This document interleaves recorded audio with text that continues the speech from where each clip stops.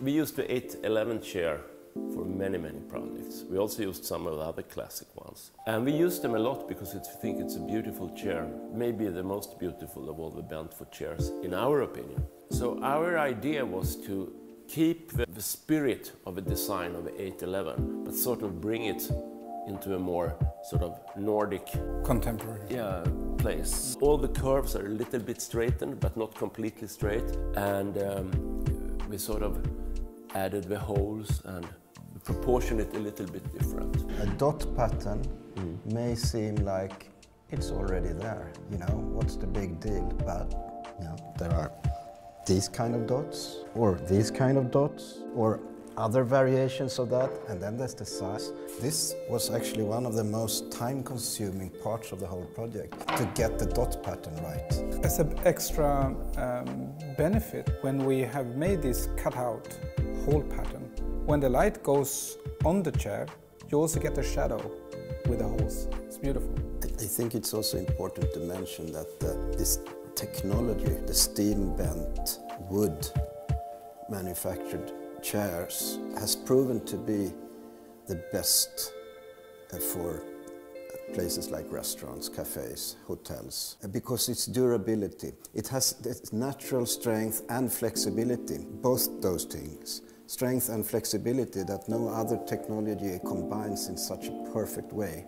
The thing is, not so many companies today can do this anymore.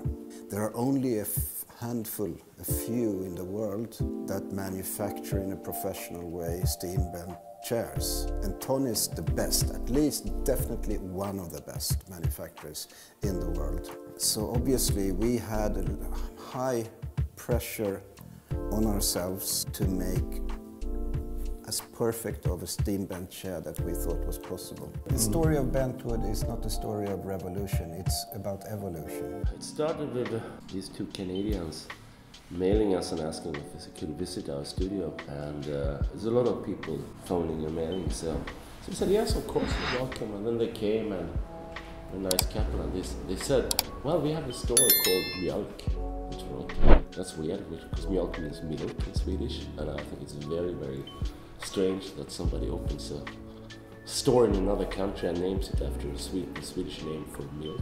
Both parties felt, ourselves and John and Julie of Mjölk, that we should do something more than just exhibiting stuff that we've done for different manufacturers before. Something unique, something together. So discussions sort of came to making something that was possible to make through artisans in and around Toronto. We were slightly sort of playing around with the concept of mjölk or milk, so that's why we made a milk pitcher. Well, you can start with this, which is the milk pitcher, as we say. We tried to make it as simple as we could, adding only the little nose for the pouring. There's no handle, you use your hand. So all the three elements are actually very tactile. To this, we wanted to do a lid. We came up with making this also as a useful thing, adding this little bowl shape here, which in Eero's case you can have the sugar, or you can have your sweets here. If you're giving this to a person, and you get your personal little tray. And to this we also made a tray which has two sides, one with wood, maple of course, being in Toronto, and then on the other side the heat protecting thing. So there's one copper, one in cast iron, and one in bronze. I kind of like the idea, because we work a lot in Japan, I like the idea how to make a ritual out of everyday things. So our idea was also a little bit to ritualize the act of having coffee, because almost all over the Western world you have a coffee when you meet, or you can have it in different places. We kind of wanted to add some value to it. The name, I think we forgot to mention, is Ceremony for the set, and that's because what my partner Eero just said. It adds a little bit of ceremony to the daily casual coffee drinking. that we normally do. It's kind of bridging the Japanese sense of enhancing everyday life with our sloppy Western way of just downing a cup of caffeine. We are presenting a project together with Japan Creative, a nesting bowl set made out of tin. It's called Tsubaki, which means rose in Japanese. The way the bowls are designed, they turn 10 of a circle every time and they are pentagonal, so they look a little bit like a rose when you put them together. It started with them contacting us, and the way it works is that you are put together producer, old sort of handicraft producer, and in this case it was Musako, who makes objects of tin and metal and brass and things like that. And we got the assignment and they asked if we wanted to do it. We did it, and we went to Japan, visited the factory, and they started making it. And then it was shown first in New York, then here.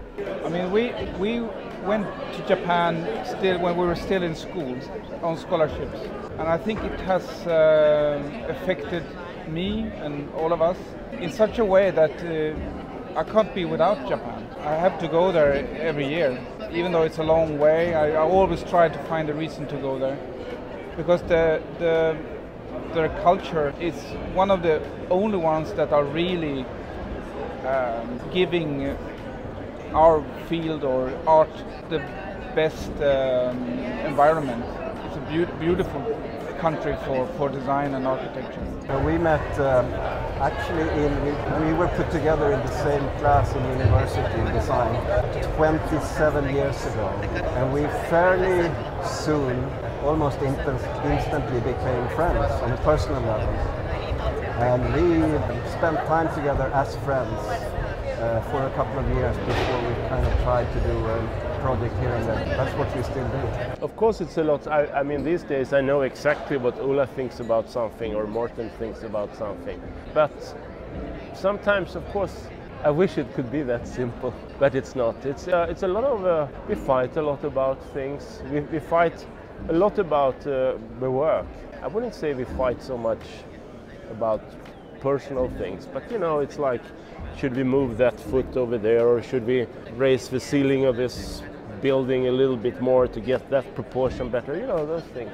It's also like a never-ending philosophical discussion about design and everything else. So we do understand each other without words, a bit like a long marriage, but it doesn't mean that we are quiet. It's like an old jazz band, more than a rock band, I think. Very good at improvising.